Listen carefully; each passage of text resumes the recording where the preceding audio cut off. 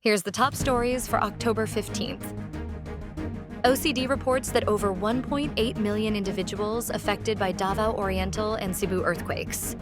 The ICC tasks 3 medical experts to assess Duterte's fitness to stand trial. Filipinos' trust in President Marcos and Vice President Duterte falls in September according to the SWS survey. The flu surge prompts health breaks and online classes across Metro Manila universities. Low-pressure area east of Mindanao may develop into a Tropical Depression Ramil within 24 to 48 hours. The Office of Civil Defense reported on Wednesday, October 15th, that more than 1.8 million individuals were already affected by the recent earthquakes that rocked Davao Oriental and Cebu. OCD spokesperson Junie Castillo said the National Disaster Risk Reduction and Management Council and all response agencies remain on red alert to ensure immediate assistance and coordinated action in quake-hit areas. In Davao Oriental, a total of 256,036 families, or 1,124,611 individuals, were affected by the twin earthquakes measuring magnitude 7.4 and 6.8, which jolted Manay Town on October 10th. Those affected were reported in Davao and Caraga, covering 7 provinces, 51 cities and municipalities, and 491 barangays. At least 748 families, or 2,903 persons, were staying in 9 evacuation centers, while 52 families, or 192 individuals, have sought refuge outside these centers. The disaster claimed 9 lives and injured 196 others. Meanwhile, in Bogo City, Cebu, there were 212,445 families, or 744,566 individuals, affected by the magnitude 6.9 earthquake that struck on September 30. Those affected were noted in Central Visayas, covering 1 province, 18 cities and municipalities, and 259 barangays. There were also 75 reported deaths and 559 injuries in Cebu. A total of 1,273 families, or 5,328 individuals, were currently sheltered in 17 evacuation centers, while 4,102 families, or 15,904 individuals, were staying with relatives, friends, or in open spaces due to fear of aftershocks. The International Criminal Court has tasked a team of medical experts to assess the medical condition of former President Rodrigo Duterte and determine his fitness to stand trial and attend the legal proceedings against him in relation to the crimes against humanity of murder charges he is facing. A document dated October 9th showed that the ICC has already appointed a multidisciplinary panel of experts, and that the prosecution agreed with the registry's recommendation that the panel of experts should consist of a forensic psychiatrist, a neuropsychologist, and a behavioral neurologist. According to the Chamber's order, the appointed experts must determine and assess the following: whether the former president suffers from any medical condition and if this affects his ability to take part in the pre-trial proceedings, whether there must be any special measures or adjustments to address this condition, and whether he has the capacity to understand the purpose and consequences of the proceedings, the pleadings to the charges, and the evidence.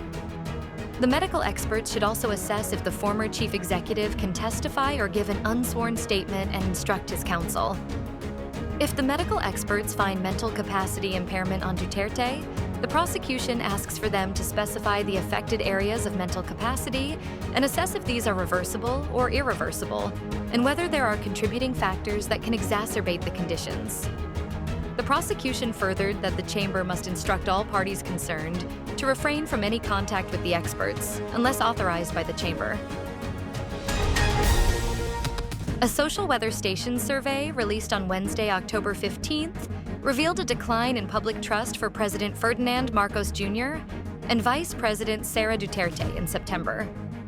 The nationwide survey, conducted from September 24th to 30th and commissioned by Stratbase Consultancy, interviewed 1,500 adults aged 18 and above through face-to-face interviews. Among respondents aware of President Marcos, 43% said they trusted him much, 36% little, and 21% were undecided, resulting in a net trust rating of +7. Over the past year, the president's net trust has fluctuated significantly. It peaked at plus 42 in July 2024, fell into negative territory in March 2025 at minus 3, and April 2025 at minus 4, rebounded to plus 18 in June 2025, and stood at plus 7 in September. For Vice President Duterte, 53% expressed much trust, 28% little, and 18% were undecided, giving her a net trust rating of plus 25.